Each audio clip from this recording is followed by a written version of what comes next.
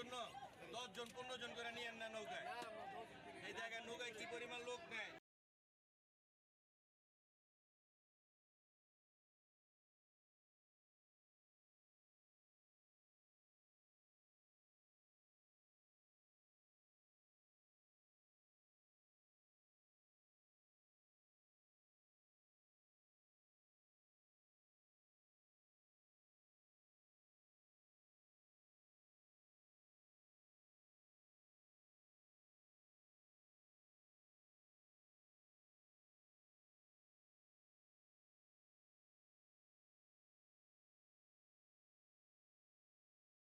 সংবাদকর্মী যারা আছেন তাদেরও সাবধানতাটা জরুরি। করোনার সময় আমি পিপি থেকে শুরু করে সবকিছু চেষ্টা করছি প্রোভাইড করতে, কারণ আমি চেষ্টা করছি প্রোভাইড করতে, কারণ আপনাদের কিন্তু সব জায়গায় যে কাজ করা লাগে। সেই ক্ষেত্রে এই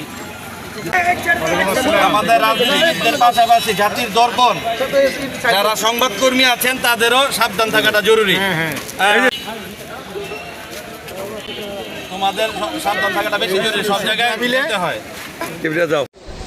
কারণ আপনারা না যেতে পারবেন না, যে নিজের আত্মীয় স্বজন যেখানে যায় না সেখানে সংবাদ তারুণ্যের অহংকার ভবিষ্যৎ রাষ্ট্রনায়ক তারেক রহমান সাহেবের পক্ষ থেকে রাষ্ট্রীয় সংস্কারের 31 দফা দেওয়া হয়েছে।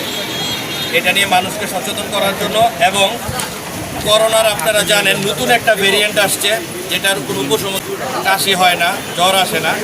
আমাদের উপর নির্দেশনা এসেছিল মানুষকে সচেতন করার জন্য। তার লক্ষ্যেই আমরা আজকে দ্বিতীয় দিনের মতো আমরা মাঠে নেমেছি এবং মানুষকে সচেতন করার জন্য চেষ্টা করছি।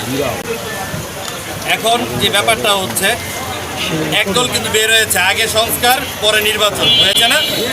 আসলে কিন্তু আমরা এই সংস্কারটা আরো 2 বছর আগে থেকেই এই সংস্কারের জন্য আমরাই চাচ্ছি, রাষ্ট্রীয় কাঠামো মেরামতের জন্য বারবার আমরা চেয়েছি, যা 31 দফাতে দেওয়া আছে। প্রচার প্রচারণার অভাব বা মানুষকে বোঝানোর সক্ষমতা আমাদের বাড়াতে হবে।